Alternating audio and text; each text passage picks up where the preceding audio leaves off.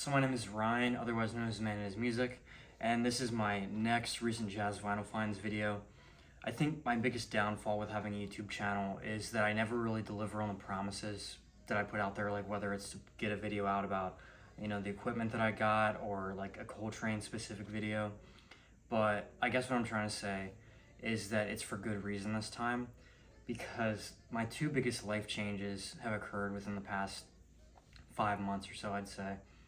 And the first one is that I have my so-called big boy job now, so I can definitely afford more in terms of going out to eat, buying records, that type of stuff. But my next biggest life change is one that I never expected would happen to me. But back when I was in high school, I had a huge crush on my cymbal section leader, who was my best friend.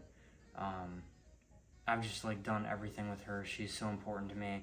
I would definitely attribute my addiction to music to her and her teachings to me. Like, I was, just I guess you could say a wee lad, and she was this person that just brought out this other side of me. I was kind of like a turtle in a shell until she came around, and I'm so glad that she's my girlfriend now. And even though, throughout the past 8 years of knowing her, I haven't always been, side by side with her, but kind of rekindled, and all this came to be, and I'm so happy for it, so grateful for it. I would definitely say she's the love of my life, and I'm so sure of everything that's going for me, between the job, her, school, everything. I'm just so confident in where I'm going.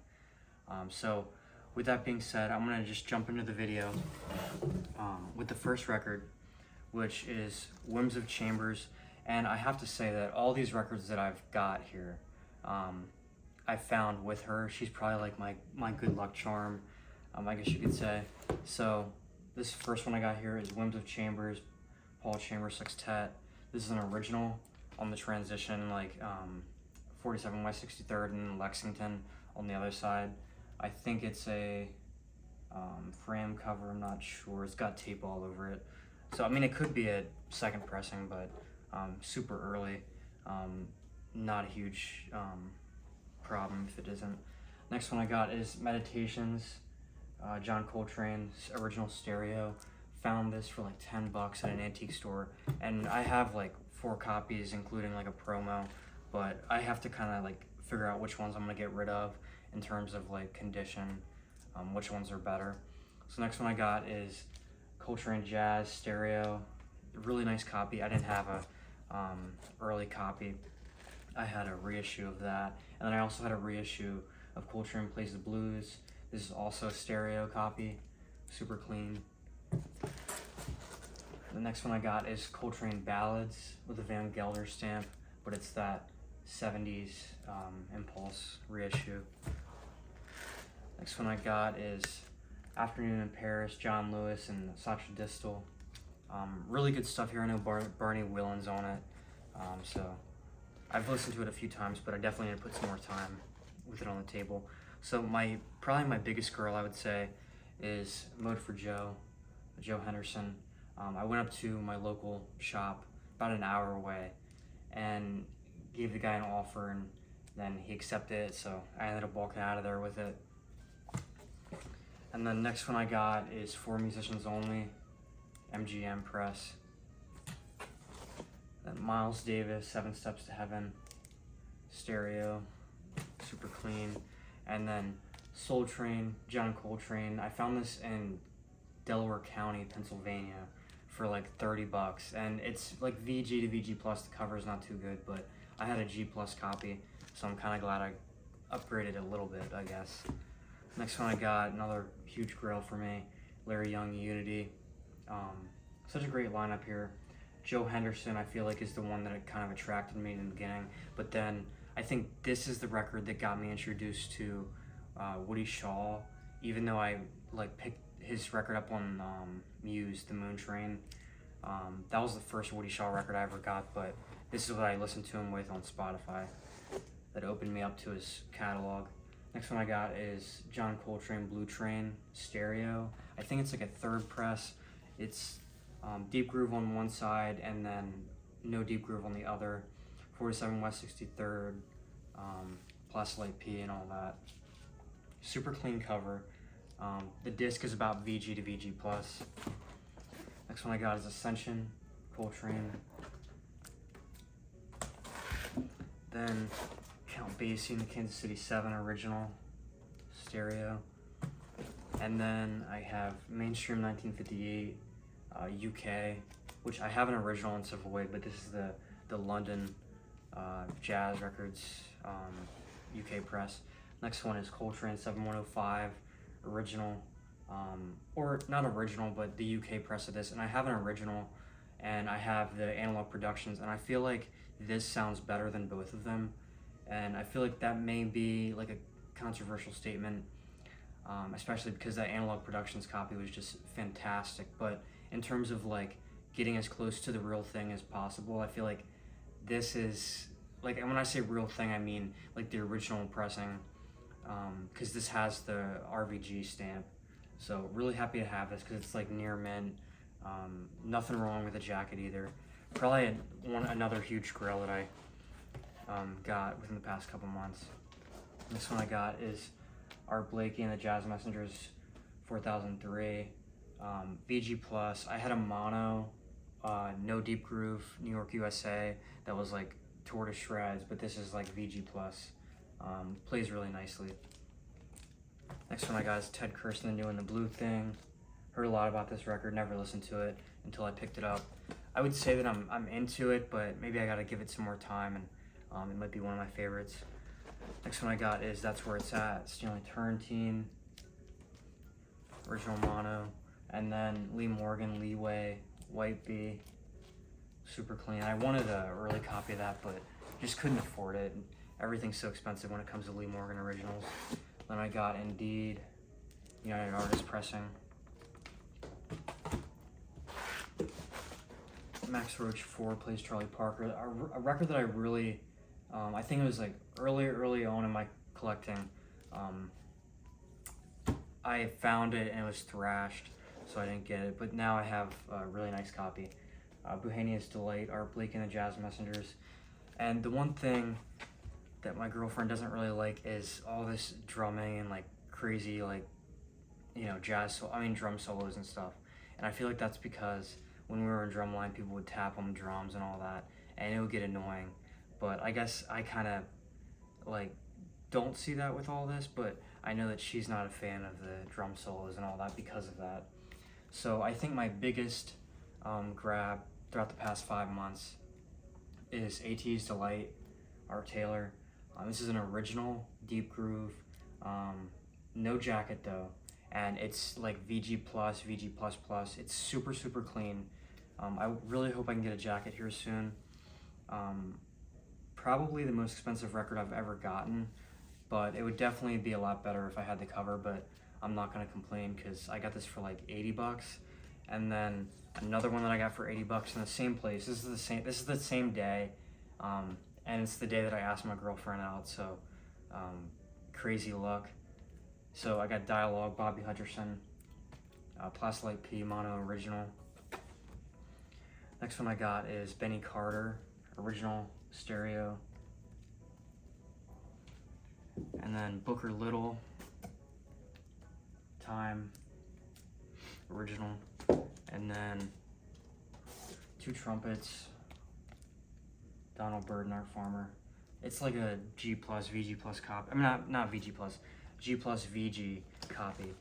So next one I got is Sonny Clark Cool Strut, and this is like a third or fourth press because it's it's got deep groove on both sides, but 47 West 63rd on side 2, and then New York, USA on side 1.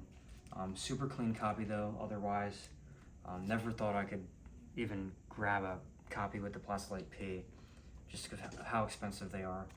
Next one I got is Clifford Brown Memorial album, and I had a reissue of this, but I sold it to my friend Brian, because like I think it was like a non-deep groove copy, but it still had the RVG, and I sold it to him before I picked this up, so I'm kind of glad that that all had worked out. Next I got is a promo of Soul Meeting, Ray Charles and Milt Jackson bags. Then I got Ain't That Good News by Sam Cooke, mono, and then another mono of Night Beat, Sam Cooke. And then I had this record, but I sold it for like $2.50, I think, and then I got this for like $30. So this is Cook's Click, Kenny Clark. So really happy to have that again, even though I might sell that, to be honest. I guess I'm just not a huge fan of that lineup. Hank Mobley Dippin', I have a mono original, but I got this for $35, $40. So I was like, I gotta grab that. Might sell that as well. Gotta figure out whether I want the stereo or the mono. Next I got is Stan Getz, The Sound, Village of Pharaohs, and then Volume 2, Sonny Rollins. And then next ones are like ones that I got in the past couple days. I did these through a trade at a local shop. Alice Coltrane,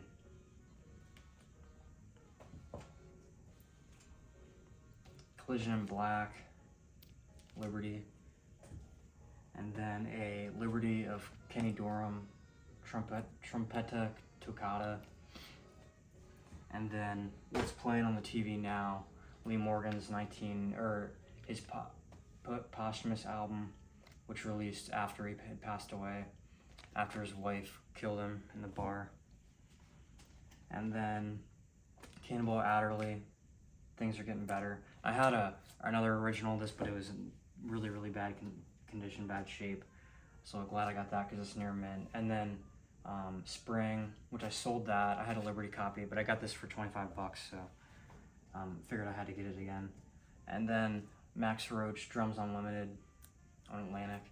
And then the next ones I got are from my best friend, I would definitely say at this point, because like I talk to him like every day. Donovan, who's been like a huge inspiration in terms of like music taste, how to record my YouTube videos, just all that sort of stuff. And he's got me into so many genres, turned me on to so many new artists. So this is some stuff from him. I think I still have some stuff on the shelf, like some contemporary records that he had sent me. But I think this is what I had like in my main shelf, because everything that I've grabbed here is from my main shelf. So I have Soul Station, which is something I sent him some cash for. He found it. It's really thrash, not good condition, not at all. But I'm a big Hank Mobley original guy, so figured I needed that. And then one that I am so grateful that he sent me is Sonny Chris, Jazz USA. I listened to a CD comp of this, and it like in my mind was the original record, because this was on Spotify in my really early days of listening to jazz. But for him to send me this just kind of blew me away. I remember when he picked it up, and I was like so happy for him, because this is like, I think this is like, I'd put it in my top 10 in terms of like, you know, jazz records to listen to for the first time, but I didn't have it to like put in my top 25 jazz records. So maybe I'll have to redo that video and throw that in there, because there's some great standards on there. Definitely like classic jazz sounding, that old school like Rollins sound, I would say. Not the way the tenor sounds, or because he's on alto, but just the way the tracks are laid out. It's just got the classic cool jazz kind of sound, although not like too West Coast, but I think some of those guys on there are. Next one I got that he sent me is Hiroshi Suzuki, Cat, which I know that he had this for me, and I completely forgot about it, so it was a huge surprise when he sent this to me. Definitely one that I would demo my system with, and for that one I definitely have to pay him back, because I didn't think I completely forgot about the reissue and all that, and the original is just so desirable. It's just something I thought I would only be streaming. So next one I got is a sort of soul record, The Whisperers. Haven't listened to it yet, but I had it on my shelf. I don't think I cleaned it either. And the next one I got from him is Marion Brown. And I see a bunch of records with this like design from Arista, and so glad I finally got a copy of that now too, because I think this was on my want list for maybe a little over a year now, but haven't listened to it yet. Been busy with work and all that, and holidays are coming up. Chico Freeman, the Pied Piper, which I haven't listened to that, but super great lineup with Cecil McBee and Elvin Jones, it looks like. Kenny Kirkland as well, John Purcell. Next one I got from him is Russ Freeman. This is on Brainchild, I think. Yeah, haven't listened to that. So I got some stuff that I can listen to over the break. I took some days off of work. So kind of wanted to keep this video short and kind of run through some records. Really grateful to Donovan for sending me that box. I wish I could have unboxed it so that everybody could have seen my reaction. So just woke up, took a shower, and figured I'd get this video out because I messed up with the other video. So next video I'll get out is probably another equipment video, because I recently got a bunch of equipment from a yard sale or an estate sale, and so I got another setup in the back. So I'm probably gonna do something about that. So thank you guys for watching.